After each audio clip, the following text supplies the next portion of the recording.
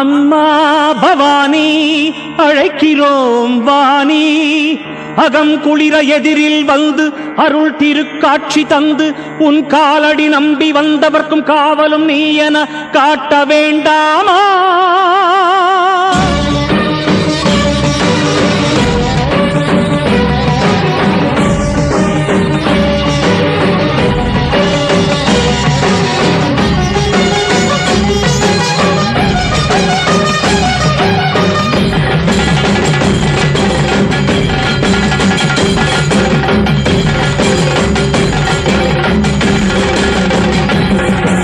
மண்ணை பொன்னென கல்லை கனியென மாற்ற வல்ல மகேஸ்வரி,